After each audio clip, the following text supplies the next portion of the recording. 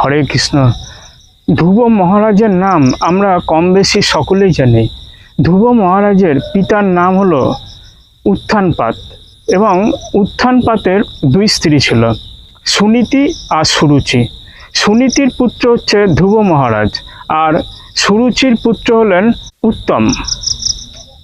বরাবরই উত্থানপাত উত্তমকে বেশি ভালোবাসতেন। একদিন ধ্রুব মহারাজ দেখলেন যে উত্থানপাত অর্থাৎ তার পিতা তার পুত্র উত্তমকে কোলে নিয়ে সিংহাসনে বসে আছে। তখন তার মনেও আশা জাগলো যে সেও সিংহাসনে পিতার কোলে গিয়ে বসবেন, কিন্তু তার বিমাতা অর্থাৎ সুরুচি সে কিন্তু বাধা দিল এবং তাকে নানা রকমভাবে ধ্রুব মহারাজকে তিরস্কার করলেন।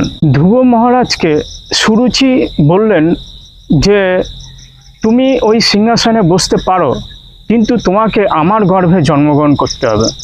এ কথা শুনে ধ্রুব মহারাজ অত্যন্ত দুঃখিত হলেন। তিনি তার মায়ের কাছে গেলেন, গিয়ে সমস্ত কথা জানালেন।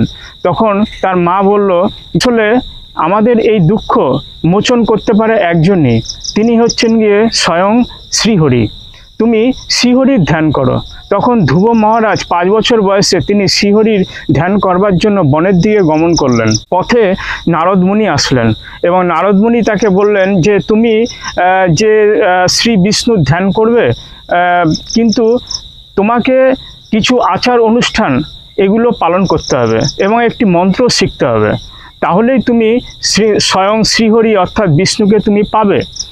তখন ধ্রুব মহারাজ রাজি হলেন এবং নারদ মুনির সমস্ত আচার অনুষ্ঠান শিখিয়ে দিলেন।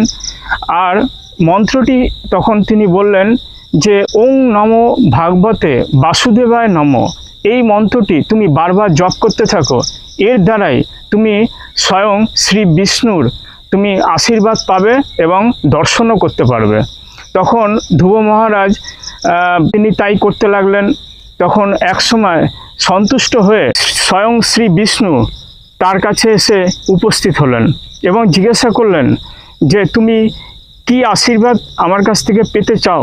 তখন ধ্রুব মহারাজ বললেন যে আমি আপনার কেবল স্তবই করে যেতে চাই, আর কিছুই চাই না।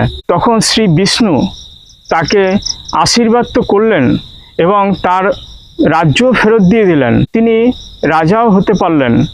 আর আরেকটি কথা, খুব গুরুত্বপূর্ণ কথা বলেছিলেন শ্রী বিষ্ণু, বলেছিলেন তোমার একটি লোক হবে অর্থাৎ ধাম হবে, সেটির নাম হচ্ছে ধ্রুবলোক।